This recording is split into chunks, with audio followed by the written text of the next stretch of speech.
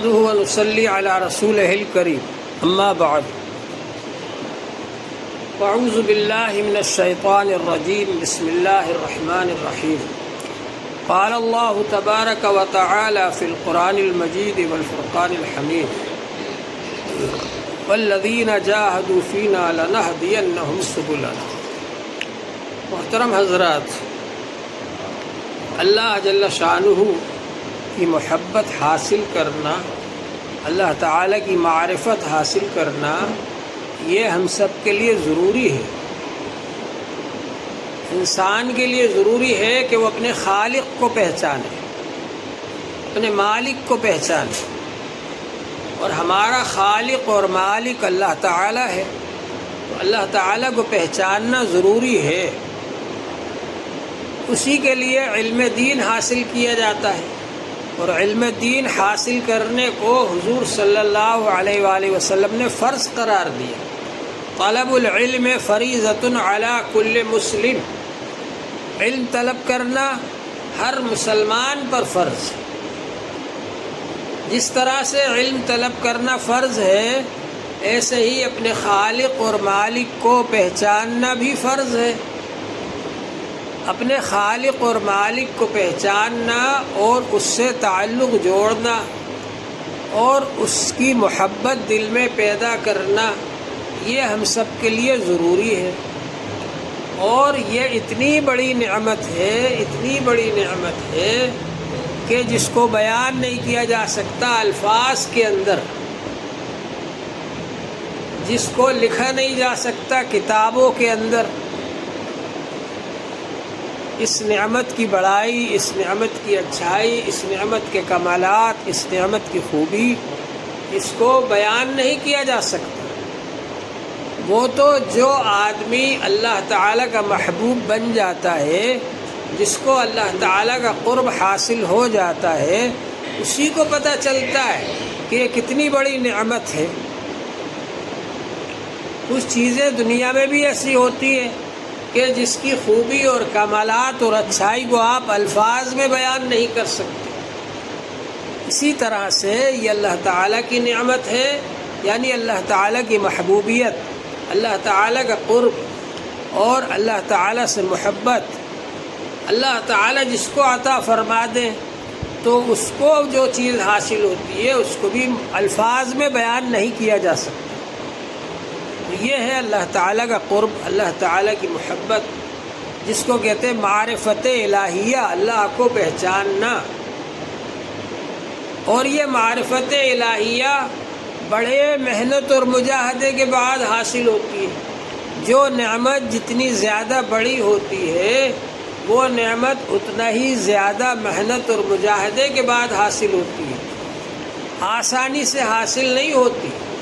اس کے لیے محنت اور مجاہدہ کرنا پڑتا ہے آدمی کو۔ صحابہ اکرام نے 13 سال تک کتنا مجاہدہ کیا، کتنی محنت کرنا پڑی، کتنی مار کھانا پڑی کافروں کی، کتنی تکلیفیں برداشت کرنا پڑی۔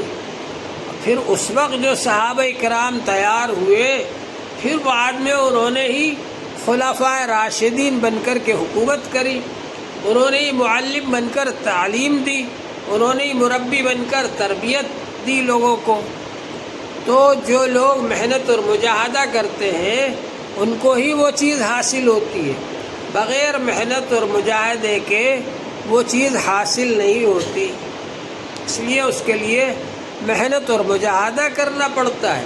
والذین جاہدوا فینا لنہدینہم سبلنا، جو لوگ ہمارے راستے میں محنت اور مجاہدہ کریں گے ان کے لیے ہی ہم راستے کھولیں گے۔ ان کو پھر راستہ ملتا ہے اللہ تعالیٰ تک پہنچنے کا، ان کو پھر طریقہ معلوم ہوتا ہے اللہ تعالیٰ سے تعلق جوڑنے کا، ان کا کنیکشن ہو جاتا ہے اللہ تبارک و تعالیٰ سے، ایسا تعلق ہو جاتا ہے کہ پھر وہ اپنی بات اللہ تعالیٰ سے کہہ سکتے ہیں، پھر وہ اپنی بات اللہ تعالیٰ تک پہنچا سکتے ہیں۔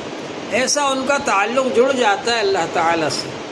تو یہ جو ہوتا ہے، یہ قرب، اللہ تعالیٰ کا قریب ہونا، یہ کس طرح سے حاصل ہوتا ہے؟ یہ اس وقت حاصل ہوتا ہے جب آدمی محنت اور مجاہدہ کرے۔ ایک بہت بڑے گورنر تھے، آپ نے سنا ہوگا کہ عباسی حکومت بہت بڑی حکومت تھی۔ عباسی حکومت اتنی بڑی حکومت تھی کہ عباسی حکومت کے بادشاہ تھے مامون رشید۔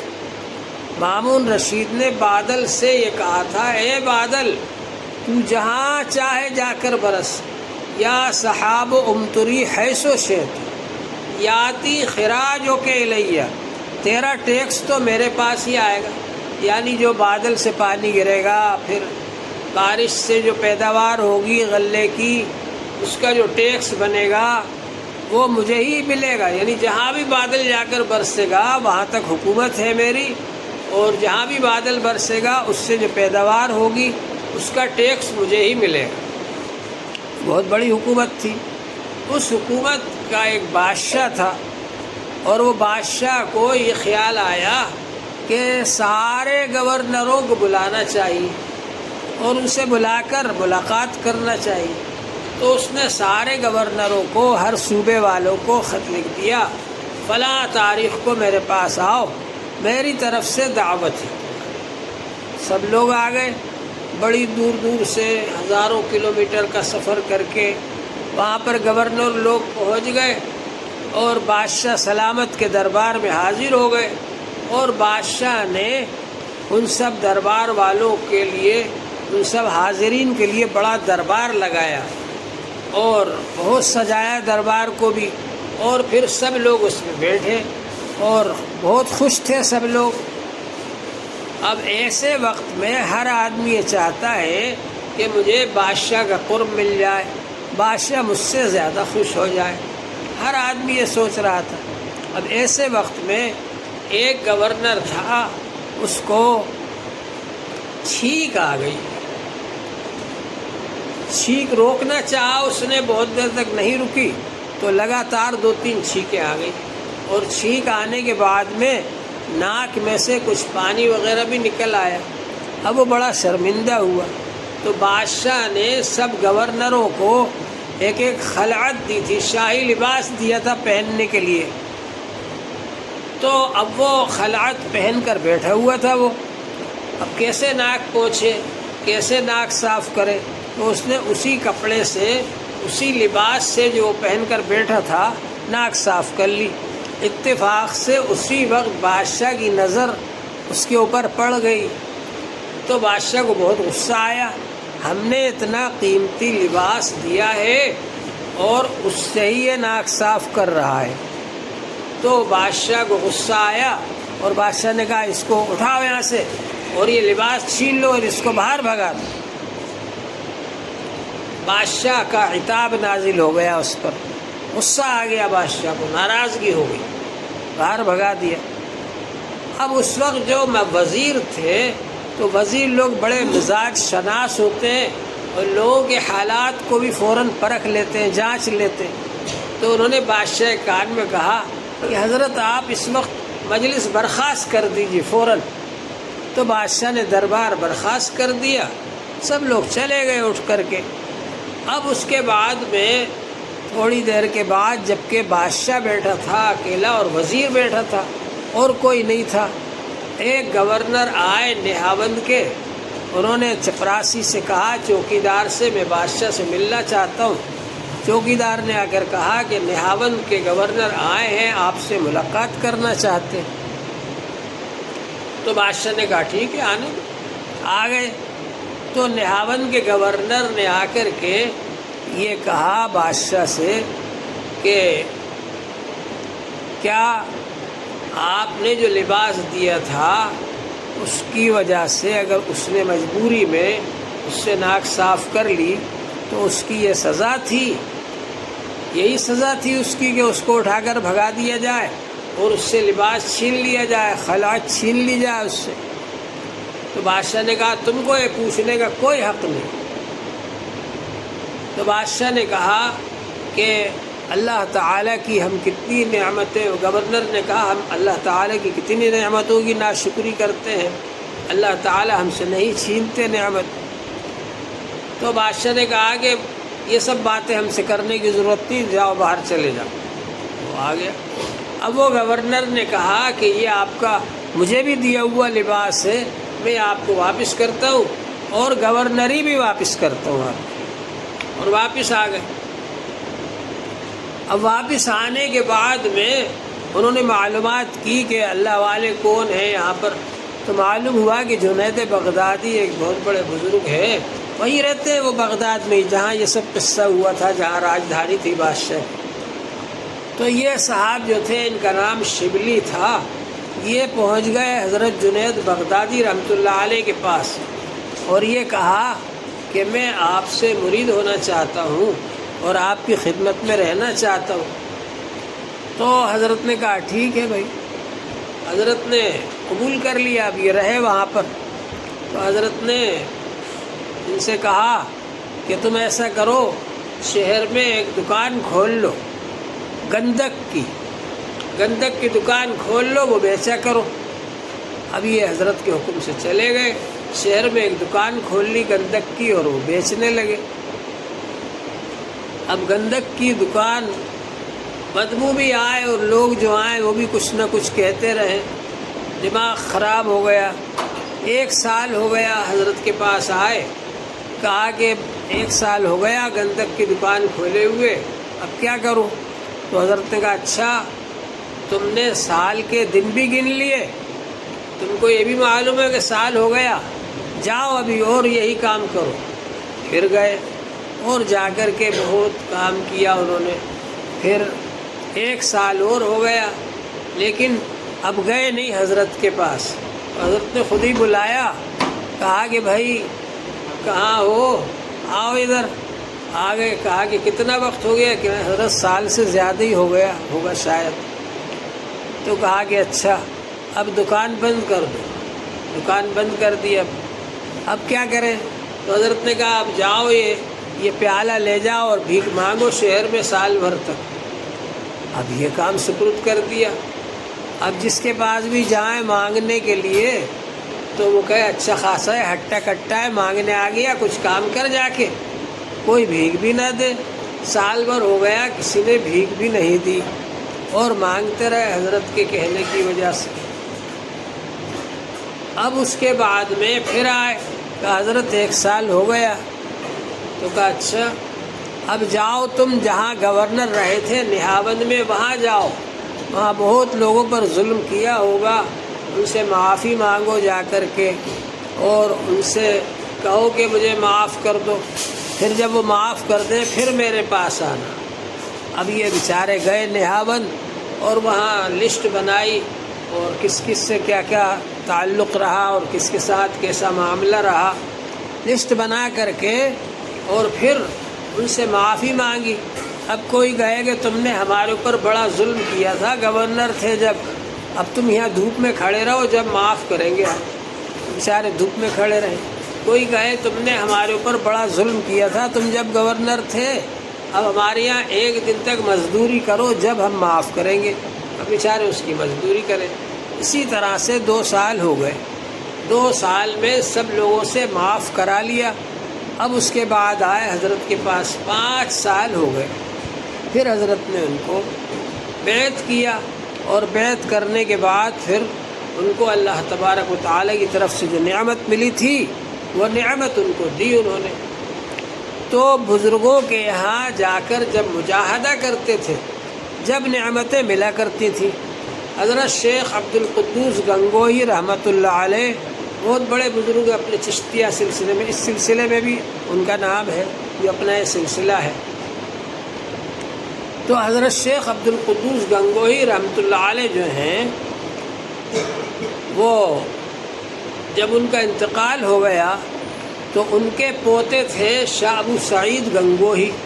ان کو ایک خیال آیا کہ ارے ہمارے یہاں اتنی بڑی نعمت اللہ تعالی نے دے رکھی تھی، ساری دنیا کے لوگ یہاں آتے تھے شیخ عبد القدوس گنگوہی کے پاس، اور اب تو کوئی آتا ہی نہیں، ہم نے اس نعمت کی قدر ہی نہیں کی۔ تو شیخ عبد القدوس گنگوہی رحمۃ اللہ علیہ کے خلیفہ تھے نظام الدین بلخی رحمۃ اللہ علیہ۔ تو انہوں نے کہا مجھے وہاں جانا چاہیے۔ یہ وہاں گئے، شیخ نظام الدین بلخی رحمۃ اللہ علیہ کے پاس، اور وہاں رہے کچھ دن۔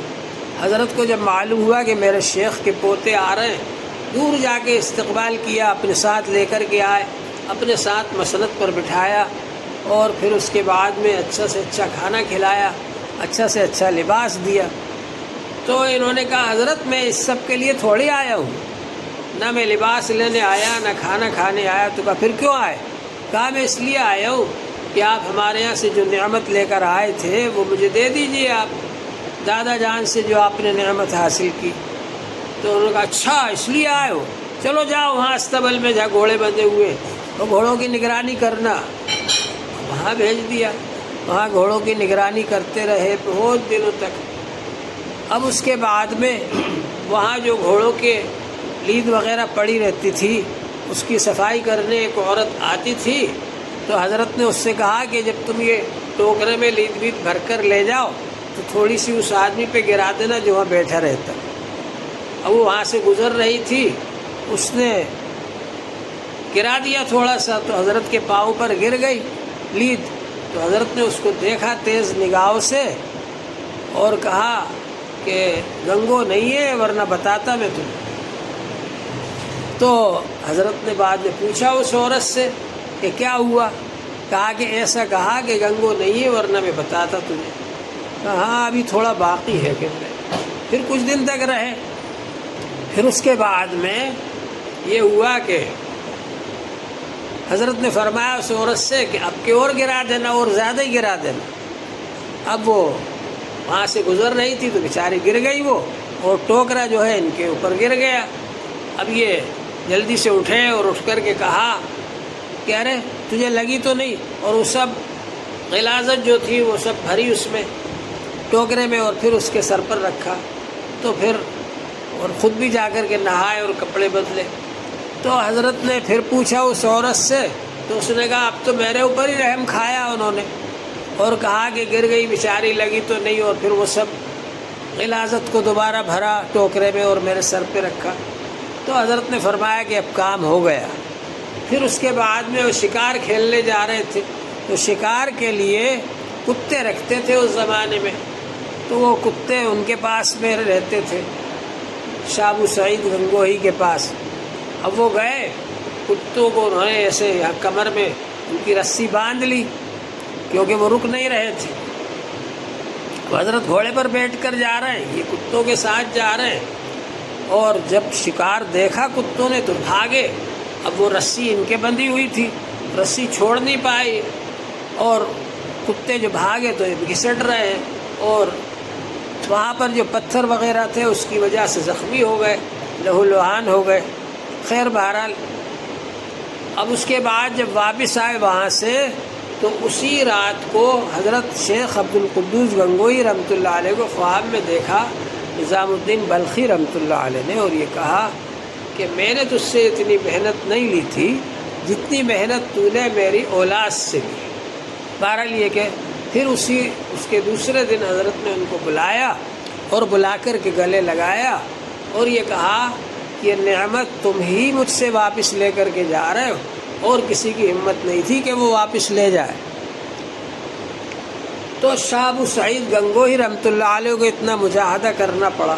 تو معلوم یہ ہوا کہ یہ جو نعمت ہے یہ آسانی سے نہیں ملتی، بڑے محنت اور مجاہدے سے ملتی ہے۔ اس لیے اس کے لیے ہم کو محنت اور مجاہدہ کرنا چاہیے، کم از کم ذکر کی پابندی کریں اور سنتوں کا اتباع کریں، ایک ایک سنت کی معلومات کریں اور اس کے مطابق عمل کرنے کی کوشش کریں۔ اور اس سلسلے میں اگر کوئی رکاوٹ آئے، کوئی پریشانی آئے، اس کو برداشت کریں۔ اللہ جل شانہ ہم سب کو عمل کی توفیق عطا فرمائے۔ وآخر